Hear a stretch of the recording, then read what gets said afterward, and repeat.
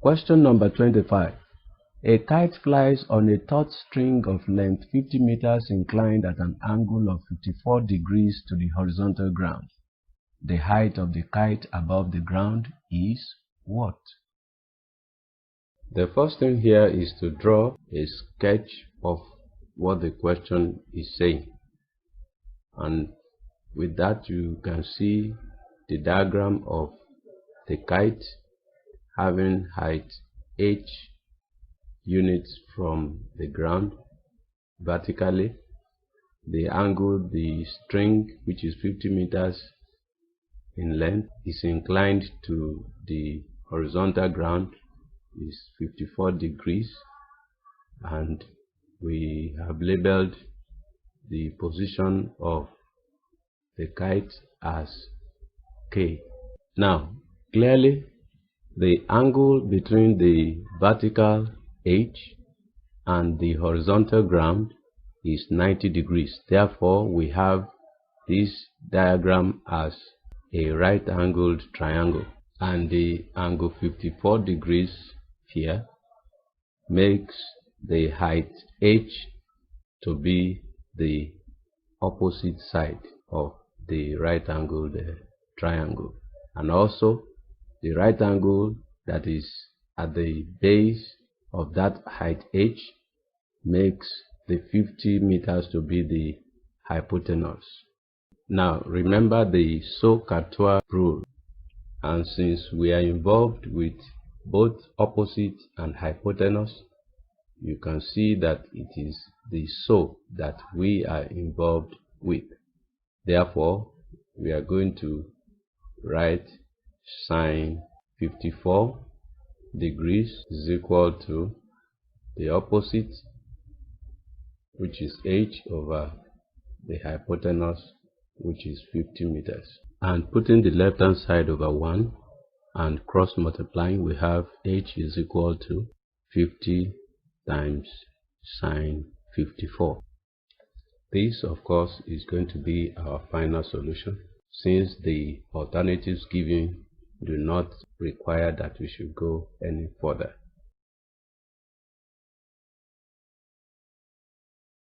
The position of three ships P, Q, and R at sea are as illustrated in the diagram. The arrows indicate the north direction. The bearing of Q from P is 050 degrees, and angle PQR is equal to 72 degrees. Calculate the bearing of R from Q. After sketching the diagram, we acknowledge that since the question is asking us to find the bearing of point R from point Q, then it means the angle between the north line and the line going from Q to R shall be the angle we are looking for, and this we call here theta. And by acknowledging that the north line at point Q, which I'm producing here, is parallel to the north line at point P, then it means that this angle here will be 50 degrees, because it is an alternate angle to the angle 50 degrees that is at point P here. Now, since angle PQR is given to be 72 degrees, then this indicated one here is going to be 72 minus 50, which of course is going to be 22 degrees. Therefore, the required theta plus 22 is going to be 180 degrees, for the reason of being angles on a straight line from the north. And therefore, theta is going to be 180 minus 22, which is going to give us 158 degrees, and this is the bearing of point R from Q. Question number 27. Given that the mean of the scores 15, 21, 17, 26, 18, and 29 is 21, calculate the standard deviation of the scores. Having written down all the values that are given in the question, both the scores and the mean.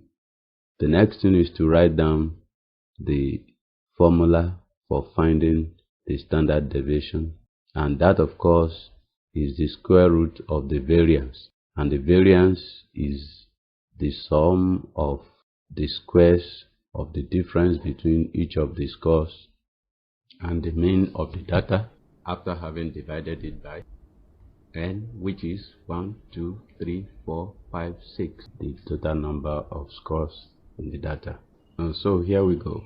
We write the square root of the difference between 15 and mean 21 all squared, plus the difference between 21 minus mean 21 squared, plus the difference between 17 and mean 21 squared, plus difference between 26 and mean 21 squared, plus the difference between 18 and mean 21 squared, plus the difference between 29 and mean 21 squared. Everything divided by 6. That is the number of items in the data set. This gives us the square root of 15 minus 21 all squared will give you 36, plus 0 squared, 0, minus 4 squared giving 16, 5 squared giving 25, minus 3 squared giving 9, and 8 squared giving 64, and everything divided by 6. Now this gives us the sum of all the values inside the bracket will give us 150, everything divided by 6. So the square root of 150 over 6, that is the square root of 25. And that of course is 5. And that is the standard deviation as required by the question. Question 28. A bag contains 4 red and 6 black balls of the same size. If the balls are shuffled briskly and 2 balls are drawn one after the other without replacement, find the probability of picking balls of different colors. To answer this question, we first add up the total number of balls in the bag, and this is equal to 10. And we also go on to acknowledge the breakdown of the possibilities of having balls of different colors. The breakdown in the sense that how could this happen? It is either we have a red ball first and the second one being black, since the colors have to be different. The other likelihood is that we have a black one first and the second one being red. Now that we have these events broken down this way, we introduce probability, changing all the AND to multiplications and OR to addition.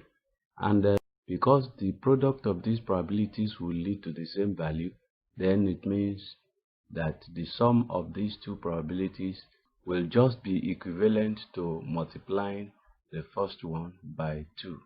And this leads us to writing the probability of having balls of different colors being equal to the probability of getting a red first times the probability of getting a black second times 2. Now each of these simple probabilities of getting a red first and the other one, we obtain their values from the given statistics. For instance, the probability of getting a red first shall be the number of red balls, which is 4, divided by the total number of balls in the bag, and that of getting a black will be the total number of black balls, which is 6, divided by the number of balls that are inside the bag now, which is 9. Remember, we have taken one ball earlier which was red. Remember, it is a without replacement situation. So the probability as required will now give us 4/10 times 6/9 times 2, and this reduces to 3 here, 2, 3, 9, 3, 2 here, 1, and 2 here, 5, so that we have 4 times 2 giving us 8 over 5 times 3, which is 15, and this is the required probability.